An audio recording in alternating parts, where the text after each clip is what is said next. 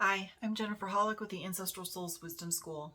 If you haven't been by the blog recently at the Ancestral Souls Wisdom School, you might go take a look. I have some new articles there, and one is called They Never Got to Say Goodbye.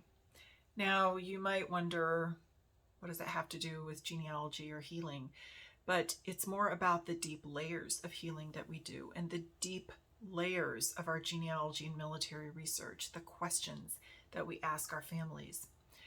When we start our research or we start asking the different questions, we mostly skim the surface. And a lot of people stay on the surface. They don't really want to know what's beneath that basic information that they find on, let's say, a census record or a vital record. They don't want to ask those deeper questions of family members because either they've grown up hearing, you can't talk about it, or it's a secret, or, somebody will get really angry if you bring that up. They just stop. They don't want to know what happened. They don't want to know the truth. So many of our family stories are covered in shame and guilt and anger and grief that we just don't know how to deconstruct that. We don't know what to do with that until it starts impacting us and we begin to see that there are some patterns. There are puzzle pieces that come together between us and our grandparents, we'll say in my case. And then we really have to stop and look at what is there beneath the surface and start asking all of these different questions. So when I started asking the deeper questions, I created a genogram, and now I offer services to help people create genograms. I ask the harder questions. I ask the things that they probably wouldn't think to ask. And we start to put together this puzzle. We start to see where the dots are connecting between generations, where certain things keep showing up.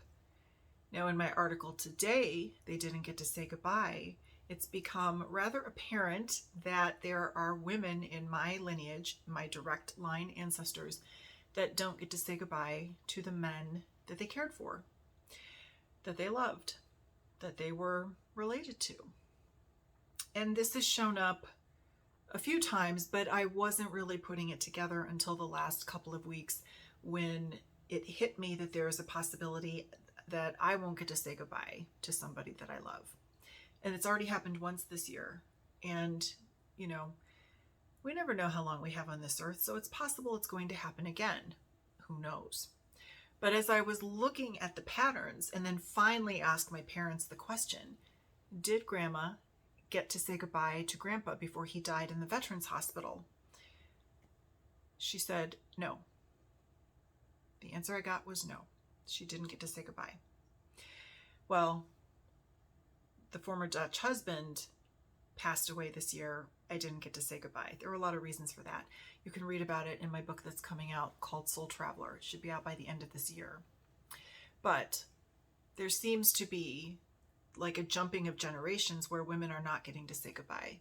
Now, my grandmother, very interestingly, didn't get to say goodbye to her husband who died in the VA hospital, but also her grandfather decided to end his life, and she found him. Now, I'm not sure if when her father died, she got to say goodbye or not. He may have been sick for a little while with diabetes-related issues. But if we're jumping generations, there's a definite pattern. There's a definite pattern between women in the family, even on both sides, not saying goodbye to this man that has gone. So, some of you may say, well, why does this even matter? Because there is a lot of trauma associated with that. There is a lack of closure. There is a lack of understanding and answers maybe that needed to come. Not everybody gets to have a conversation before somebody passes on. And then those energies, those unanswered questions just get stored inside. And then they get passed down through the DNA and through the generations. And then at some point, it just becomes this heavy energy that us as the family healers are feeling. And so what do we do with that? Well, in my case, I have done a lot of healing work for the last few years before the former Dutch husband did die, because I was not going to die with him. I was not going to get sucked down into his lower vibrational energy and go with him. So I had been doing my inner work. But once he passed, and he still shows up in my dreams, he reincarnated already, but he's still showing up. I'm still doing that inner work, still cutting those energetic cords because we had lifetimes together. And his intentions in this lifetime were not so great, but still my greatest soul teacher. But I also carry that weight from my grandmother. I also carry the weight from her grandmother, and so on, of all of these endings that never got closure. So in some ways, as I do my inner healing work and continue to work with genograms and timelines and all of these other tools that I have, I am bringing to light all of these patterns, all of this pain, and letting it go. Not only for me, but for my ancestors. So I'd invite you to go take a look at that article. I'll post the link with this video. And if you're interested in exploring the deeper layers of your family's history, your family stories, learn more about yourself, and release all of these beliefs, behaviors, patterns, and traumas that you don't need to be carrying, schedule a genogram session and let's talk. Let's see what's there for you, and let's help you energetically cut those cords.